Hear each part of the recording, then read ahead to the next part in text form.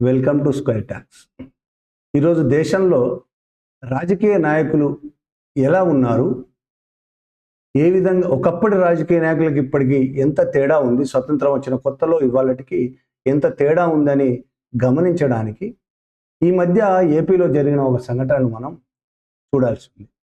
2 రోజుల క్రితం ఆంధ్రప్రదేశ్కు సంబంధించిన పట్టభద్రుల ఎమ్మెల్సీ లక్ష్మణ్ రావు అనే అతను గుంటూరు నుంచి అనుకుంటా బహుశా జగ్గయ్యపేట వెళ్తూ మధ్యలో కీసర టోల్ ప్లాజా దగ్గర ఆయన కారుని ఆపారు, టోల్ కట్టమన్నారు.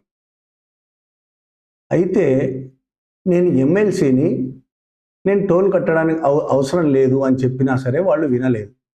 చాలాసేపు గొడవ పెట్టుకున్నారు టోల్ ప్లాజా. ఈయన తన ఐడెంటిటీ కార్డును కూడా చూపించాడు, అయినా వాళ్ళు నమ్మలేదు.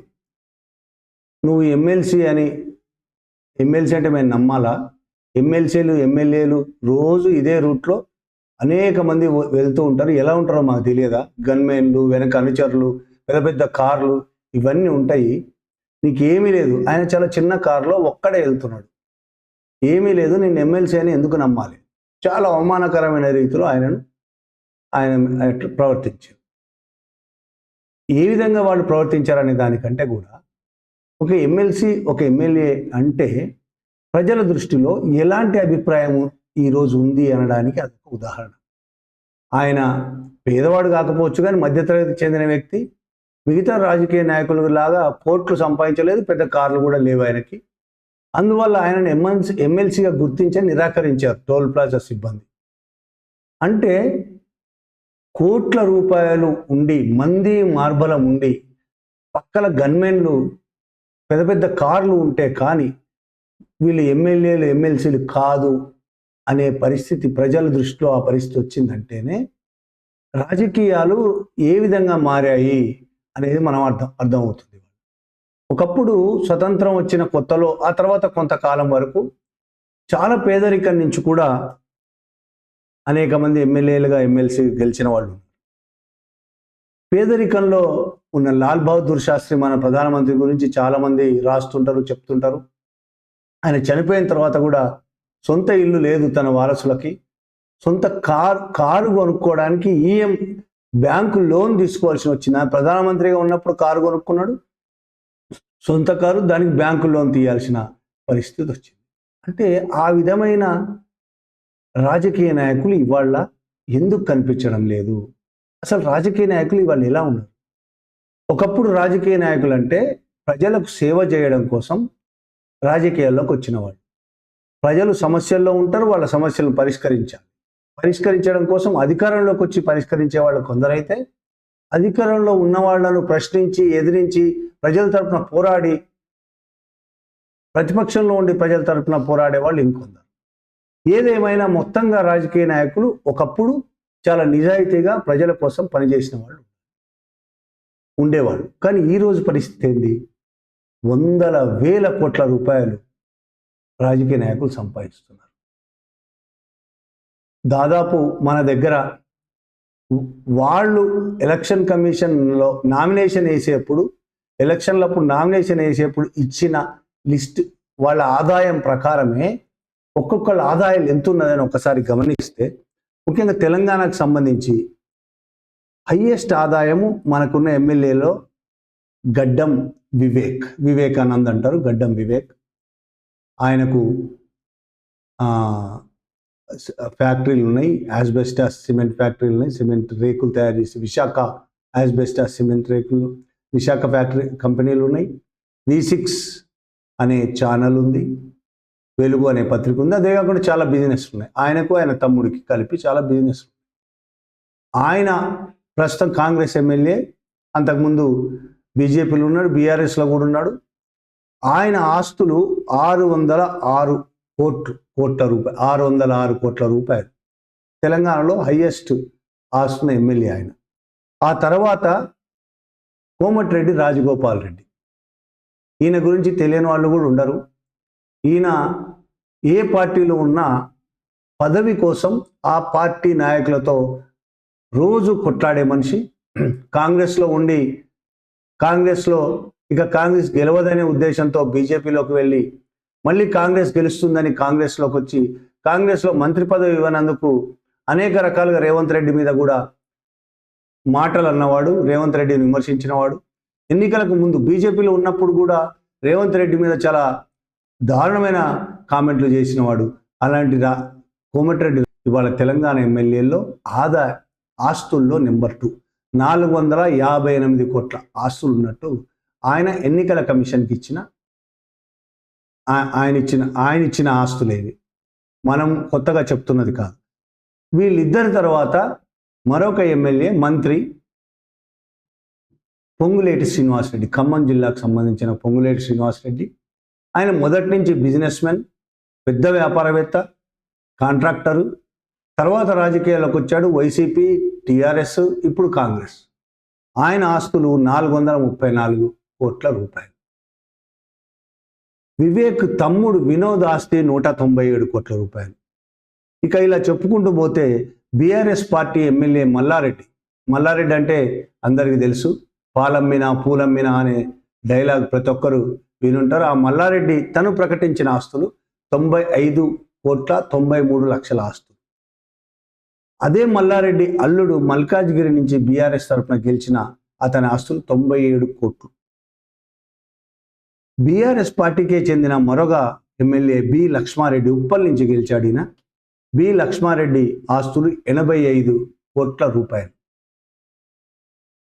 మొత్తం 119 మంది తెలంగాణ ఎమ్మెల్యేల్లో 6 ఎమ్మెల్యేలు 100 కోట్ల పైన ఉన్నాయి. 6 ఎమ్మెల్యేలకు 100 కోట్ల పైన ఉంటే అందులో 5 కాంగ్రెస్ పార్టీ వాళ్ళు, 1 బీఆర్ఎస్కి సంబంధించిన వాళ్ళు. 16 మంది ఎమ్మెల్యేల ఆస్తులు 50 కోట్ల నుంచి 100 కోట్ల వరకు ఉన్నాయి. 16 మంది 50 నుంచి 100 కోట్లు. 90 మంది వరకు 50 కోట్లు, దాదాపు 50 కోట్ల వరకు 90 మంది ఎమ్మెల్యేల ఆస్తులు ఉన్నాయి. 1 కోటి కంటే తక్కువ ఉన్నట్టు ఆస్తులు ఉన్నట్టు ప్రకటించిన వాళ్ళు ఒక 7 మాత్రమే ఉన్నారు. ఇది తెలంగాణకు సంబంధించిన లిస్టు. ఇక ఆంధ్రప్రదేశ్ విషయానికి వస్తే, ఆంధ్రప్రదేశ్ ప్రస్తుత ముఖ్యమంత్రి చంద్రబాబు నాయుడుది అత్యంత ఎక్కువ ఆస్తులు ఉన్నాయి. అక్కడ ఎమ్మెల్యేలందరిలో చంద్రబాబు నాయుడుకి ఎక్కువ ఆస్తులు ఉన్నాయి. ఆయన ప్రకటించిన ఆస్తుల విలువ 931 కోట్లు. ఆయన వ్యాపారాల్లో సంపాదించాడు. వ్యాపారాలు రాజకీయాలకు వచ్చాకే ఆయన వ్యాపారాలు చాలా అభివృద్ధి చెందాయి. ఆయన హెరిటేజ్ కావచ్చు, హెరిటేజ్ కంపెనీస్. ఆయన రాజకీయాలకు రాకముందు ఒక 2-3 ఎకరాలు 5 ఎకరాలు వ్యవసాయం ఉన్న రైతు మాత్రమే. కాంగ్రెస్ పార్టీ నుంచి ఆయన ఫస్ట్ రాజకీయాల్లోకి ఎంటర్ అయ్యాడు చిత్తూరు జిల్లాలో. తర్వాత కాలంలో ఎన్టీఆర్కు అల్లుడయ్యాడు. తర్వాత ఎన్టీఆర్ని కూలదోసి ముఖ్యమంత్రిగా కూడా అయ్యాడు. రాజకీయాలకు వచ్చిన తర్వాతనే ఆయన వ్యాపారం కూడా చాలా డెవలప్ అయింది.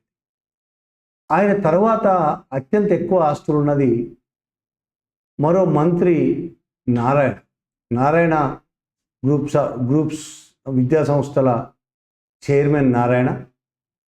ఈయన విద్యా సంస్థల మీద అనేక విమర్శలు ఉన్నాయి. అనేక మంది పిల్లలు బలవన్మరణాలకు గురయ్యారు, ఆత్మహత్యలు చేసుకున్నారు. వీళ్ళ ఒత్తిడి భరించలేక ఆత్మహత్యలు చేసుకున్నారు. ఆయన విద్యా సంస్థల బిజినెస్ చాలా పెద్దది. ఈయన రాజకీయాలకు రాకముందే వ్యాపారవేత్త, విద్యను వ్యాపారంగా చేసుకున్నవాడు. ఇప్పుడు ఆయన ప్రకటించిన ఆస్తులు 824 కోట్ల రూపాయలు. ఆయన తర్వాత 3వ వ్యక్తి మాజీ ముఖ్యమంత్రి, ప్రస్తుత ప్రతిపక్ష నాయకుడు. ప్రతిపక్ష హోదా ఇవ్వలేదు ప్రస్తుతం, కానీ వైసీపీ అధ్యక్షుడు వైఎస్ జగన్మోహన్ రెడ్డి ఆస్తుల విలువ 757 కోట్ల రూపాయలు. ఆయన ప్రకటించిన ఆస్తుల విలువ. జగన్మోహన్ రెడ్డి కూడా ఆయన తండ్రి రాజకీయాల్లోకి వచ్చిన తర్వాత, అంటే ముఖ్యంగా ఆయన తండ్రి ముఖ్యమంత్రి అయిన తర్వాత, వైఎస్ రాజశేఖర రెడ్డి ముఖ్యమంత్రి అయిన తర్వాత జగన్మోహన్ రెడ్డి అనేక కంపెనీలు పెట్టాడు. సార్, దాని మీద చాలా ఆరోపణలు ఉన్నాయి. వైఎస్ రాజశేఖర రెడ్డి అండతో అనేక మంది ఆయన కొడుకు దాంట్లో కంపెనీలో పెట్టుబడులు పెట్టారు అనేది, రాజకీయం అడ్డు పెట్టుకొని ఆయన ఆస్తులు సంపాదించాడనే ఆరోపణలు అనేక ఉన్నాయి. ఇక ముఖ్యమంత్రి నారా చంద్రబాబు నాయుడు కొడుకు నారా లోకేష్ ప్రస్తుతం మంత్రి కూడా. నారా లోకేష్ ఆస్తులు ఇప్పుడు ప్రకటించిన ఆస్తులు 542 కోట్లు. ఇదే నారా లోకేష్ 2019 ఎన్నికల్లో ప్రకటించిన ఆస్తులు 169 కోట్లు. అంటే 169 కోట్ల నుంచి 5 ఏళ్లలో 542 కోట్లకు ఎగబాకారు. దీన్ని కూడా మనం ఖచ్చితంగా రాజకీయ నేపథ్యంలోనే చూడాల్సి ఉంటుంది. అంత స్పీడ్గా హఠాత్తుగా 5 ఏళ్లలో 100 కోట్ల రూపాయలు రావడానికి కారణం ఏంటి అనేది ఖచ్చితంగా ఆలోచించాల్సిన అవసరం. ఒక్క తెలంగాణ, ఆంధ్రప్రదేశ్ సంబంధించిన ఎమ్మెల్యేలే కాదు, భారతదేశ వ్యాప్తంగా ఎమ్మెల్యేలు, ఎంపీలు రాజకీయాలను అతి పెద్ద వ్యాపారంగా చేసుకొని ఇవాళ వేల కోట్ల రూపాయలు సంపాదిస్తున్నారు. ఇవాళ మన లోక్సభలో గెలిచిన అభ్యర్థులు ఎంపీల్లో 93% మంది కోటీశ్వర్లు అనేది poll rights body association of democratic reforms అనే సంస్థ ప్రకటించింది. ఆ సంస్థ పరిశోధన చేసి ఏమి ప్రకటించలేదు. వాళ్ళు ఎలక్షన్ల టైంలో ఎన్నికల కమిషన్కు నివేదించిన తమ ఆస్తుల వివరాలను ఆధారంగానే ప్రకటించారంటే 93% మంది కోటీశ్వర్లు మనల్ని పరిపాలిస్తున్నారు, కోటీశ్వర్లు పరిపాలిస్తున్నారు. ఇదే 2019లో 88% మంది మాత్రమే ఉన్నారు. ఒకేసారి ఇప్పుడు దాదాపు 5% మంది ఈ 5 ఏళ్లలో పెరిగారు. అంటే కోటీశ్వర్లు క్రమక్రమంగా పెరుగుతున్నారు. ఈ మొత్తం ఎంపీల్లో మనం ఇందులో ఆశ్చర్యపడాల్సిన అవసరం లేదు. కానీ మన ఆంధ్రప్రదేశ్ తెలంగాణలో ముందున్న ఆస్తులు సంపాదించిన ఎంపీలలో మొత్తం పార్లమెంటులో అత్యంత ఎక్కువ ఆస్తులున్న వ్యక్తి ఆంధ్రప్రదేశ్కి చెందిన గుంటూరు నియోజకవర్గం నుంచి టీడీపీ ఎంపీ చంద్రశేఖర్ పెమ్మసాని 5,705 కోట్ల రూపాయలు ఆస్తులున్నాయి. నెక్స్ట్ తెలంగాణకు సంబంధించిన చేవెళ్ళ బీజేపీ ఎంపీ కొండా విశ్వేశ్వరరెడ్డి, ఆయన ఆస్తులు 4,568 కోట్లు.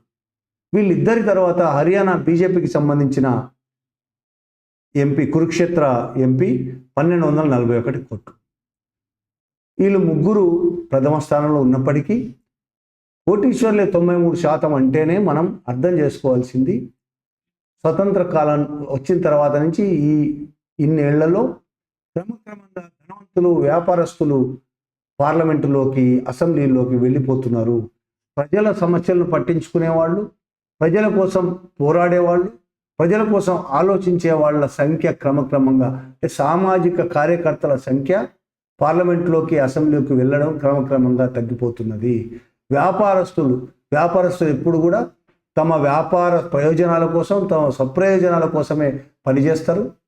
పార్లమెంట్లో కానీ, అసెంబ్లీలో కానీ వాళ్ళు మాట్లాడే మాటలు, చేసే పనులు అన్నీ కూడా తమ వ్యాపార ప్రయోజనాల కోసం ఉంటాయనేది వాస్తవం. ఈరోజు పార్లమెంట్లో, అసెంబ్లీలో ఈ విధంగా వ్యాపారులు, పెద్ద పెద్ద కార్పొరేట్ కంపెనీల యజమానులు పెరిగిపోవడం అనేది భారతదేశంలో ఉన్న పేదలకు అత్యంత దారుణమైన పరిస్థితికి నెట్టబడుతుంది. ఇంకా ఆశ్చర్యకరమైన విషయం ఏంటంటే, భారతదేశంలో అత్యంత పేదరికంలో కింది నుంచి పేదరికంలో నెంబర్ 1 అయిన బీహార్ రాష్ట్రంలో దాదాపు గెలిచిన ఎమ్మెల్యేల్లో 67% మంది కోటీశ్వరులు. అత్యంత పేద రాష్ట్రం అది. అక్కడ బీహార్లో ఉద్యోగాలు లేక హైదరాబాద్ లాంటి చోట్లకు టీ షాపుల్లో పనిచేయడానికి కూడా వర్కర్స్ వస్తున్న పరిస్థితి. నెలకు 8,000, 10,000 రూపాయల జీతంతో బీహార్ నుంచి హైదరాబాద్ వచ్చి కూడా పనిచేస్తున్న పరిస్థితి.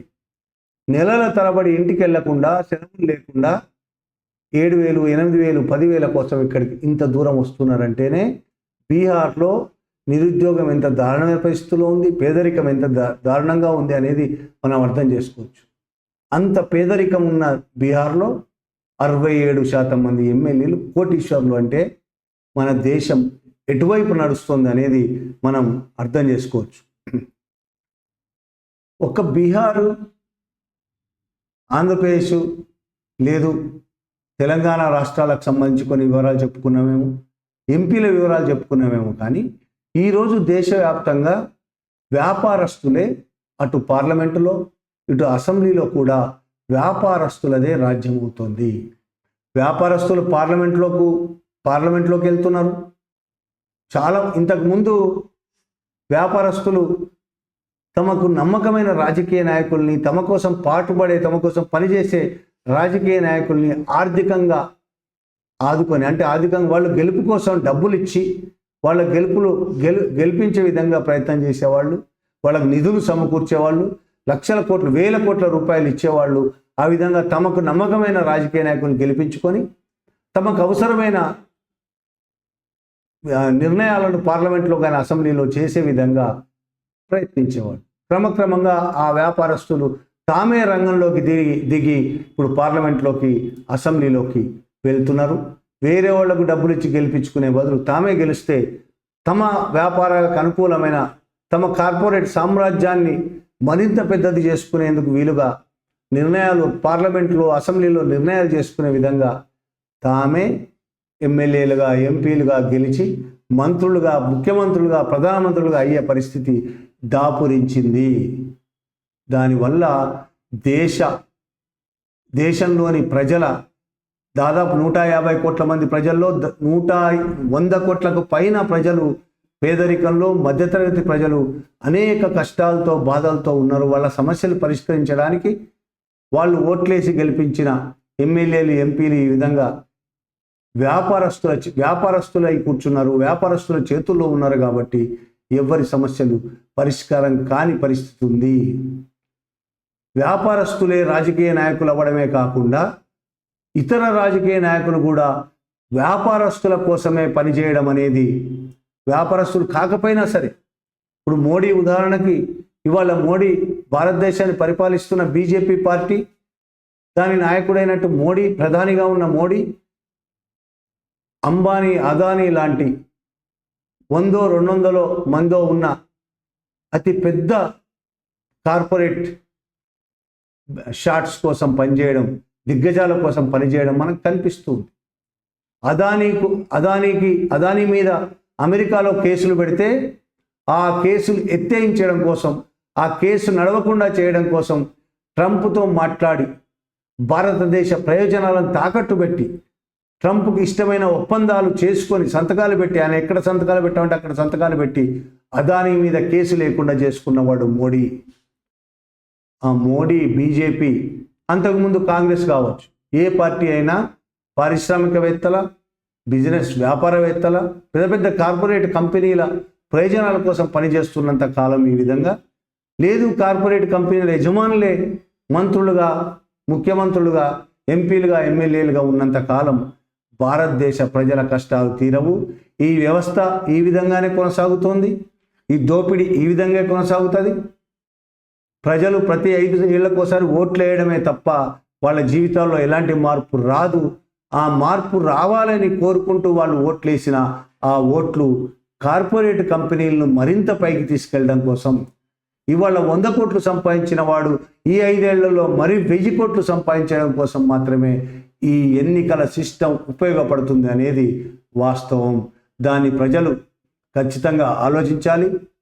స్వతంత్రం వచ్చిన కొత్తలో లాల్ బహదూర్ శాస్త్రి లాంటి ప్రధానమంత్రులు ఉన్న దేశంలో రాజకీయాలను అడ్డుపెట్టుకొని ఒక్క పైసా కూడా సంపాదించని అనేక మంది నాయకులున్న నాయకులు పరిపాలించిన దేశంలో ఈ విధమైన దౌర్భాగ్య స్థితి, వ్యాపారస్తుల చేతుల్లోకి దేశాన్ని నెట్టేసే దౌర్భాగ్య స్థితి నుంచి కాపాడుకోవాలంటే భారతదేశ ప్రజలే పూనుకోవాల్సిన అవసరం ఉంది. ఇక ఇప్పుడు లక్ష్మణ్కి సంబంధించి మనం ఇంతసేపు మాట్లాడుకున్నాం. లక్ష్మణ్ టోల్ ప్లాజా దగ్గర ఆపారు. ఇదే లక్ష్మణ్ లాంటి వాడే తెలంగాణలో కూడా ఒక మాజీ ఎమ్మెల్యే ఉన్నాడు. ఈ మధ్యకాలంలో మనం ఆయనకు సంబంధించిన వార్తలు కూడా చూస్తున్నాం. ముఖ్యమంత్రిని కలవడం కోసం ముఖ్యమంత్రి ఆఫీస్ దగ్గర పడిగాపులు పడి అపాయింట్మెంట్ ఇవ్వకపోవడంతో ముఖ్యమంత్రి వెనక్కి వెళ్ళిపోయిన గుమ్మడి నర్సయ్య ఇల్లెందు మాజీ ఎమ్మెల్యే, 4 సార్లు, దాదాపు 3 సార్లు 4 సార్లు ఎమ్మెల్యే అయినవాడు. అలాంటి గుమ్మడి నర్సయ్యకు ముఖ్యమంత్రి అపాయింట్మెంట్ ఇవ్వకపోవడంతో ఆయన వెనక్కి వెళ్ళిపోయాడు. ఆయన తన నియోజకవర్గ సమస్యలు చెప్పుకోవడానికి అక్కడికి వెళ్ళాడు. వెళ్తే అతనికి ముఖ్యమంత్రి అపాయింట్మెంట్ ఇవ్వలేదు అనేది మనం వార్తల్లో చూస్తున్నాం. గుమ్మడి నర్సయ్య కూడా తన ఇంటర్వ్యూలో చెప్పాడు. అలాంటి గుమ్మడి నర్సయ్య 3 సార్లు 4 సార్లు ఎమ్మెల్యే అయిన తర్వాత కూడా ఇప్పటికీ వ్యవసాయం చేసి 4 ఎకరాలు 5 ఎకరాలు వ్యవసాయం చేసుకుంటున్న ఒక చిన్నపాటి రైతు ఇప్పటికి తన రైతుగానే జీవిస్తున్నాడు. లక్షల కోట్ల రూపాయలు సంపాదించలేదు. ఇప్పటికి ఆయన ఆహార్యం కూడా ఒక రైతుగానే కనబడతాడు. కాబట్టి అట్లాంటి వాళ్ళ ముఖ్యమంత్రి ఆఫీస్ దగ్గర గేట్ దగ్గర ఉన్న సిబ్బంది కూడా ఈయన గతంలో ఎమ్మెల్యే అని నమ్మరు. ఎట్లయితే టోల్ ప్లాజా సిబ్బంది లక్ష్మణ్ ఎమ్మెల్సీగా నమ్మనట్టే గుమ్మడి నర్సయ్యను కూడా నమ్మని పరిస్థితే.